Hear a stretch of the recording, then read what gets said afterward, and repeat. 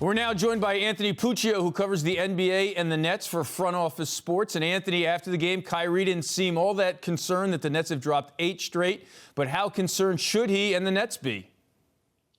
Well, it depends how you look at it, right? If you're willing to put all the weight on Kevin Durant's shoulders, the team was in the first seed when he was right before he got hurt. And then now they've dropped 8 straight with James Harden and Kyrie leading the way. When you look back at last season, without KD, Harden and Kyrie were able to weather the storm. They were 16-3 without him. So you're looking at right now in this situation, they're 2-9 since KD has gotten hurt. Again, they've lost 8 straight. You have a saving grace in Kevin Durant to feel optimistic about, but with these clouds hanging over them, Kyrie being part-time, James Harden being disgruntled and a little inconsistent, the Nets injuries, of course, not just Kevin Durant, but Joe Harris, LaMarcus Aldridge. There's certainly a level of concern, and Sean Marks is going to have to address these problems this week. All right, we heard from Steve Nash earlier in the show that James Harden isn't being traded, but there were obviously reports that he's frustrated with Kyrie Irving's part-time status. So how can Irving and Harden coexist moving forward? Well, I think the first question is, will they coexist? Will they have a chance to coexist? We've seen this big three. When they're on the court together, they're lethal. They're 13-3, but that's the question. If and when they could get on the court together. It's been a frustrating go for James Harden since he got to Brooklyn. And now, just again, this whole murky road between the Nets with Kyrie, with Harden, one being in, one being out, KD being out right now. Again, it's a cloudy ride for the Nets. You look at how they fit together.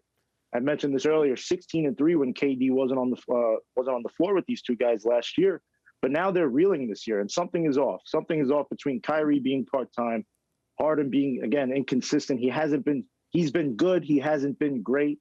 So that's been a problem for the Nets. They haven't been able to weather the storm, and their surrounding cast around Harden, around Kyrie, they don't really fit the personnel of how the Nets want to play. You're talking about 2 iso ball players that need the ball in their hands. Where KD is kind of that middle gel point for these two. And the Nets don't have shooters around them. They're missing Joe Harris. They're missing LaMarcus Aldridge. So when you don't have the makeup around 2 players like this, again, 2 ball-dominant guards, it's going to be a problem. So you have to ask yourself, 1, will they have a chance to coexist by Thursday's trade deadline? And 2, if they do, do they have the right personnel without Kevin Durant in the lineup? All right, you alluded to this already, but despite their struggles, Caesars still has the Nets as the favorite to win the NBA title at plus 350. So, Anthony, is it as simple as Kevin Durant gets healthy, returns, and away we go?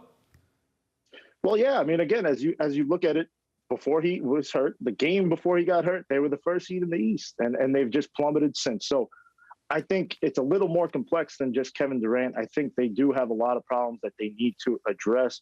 And it starts with this James Harden debacle right now, because I don't think they'd be fielding calls if they didn't have an idea that he was itching a little bit to get out. So, again, you have to see what happens with James Harden. You have to see what pieces you could get, see what maybe you could dangle. I think the Nets, with Joe Harris being out for the year, he's a name to watch. Nicholas Claxton is a name to watch. So I think you look, and KD, yes, he can be the guy that saves your team. He is a guy that, again, one of the best players in the whole world that can lead you to a championship. But the problems linger beyond just him, and the Nets need to address that.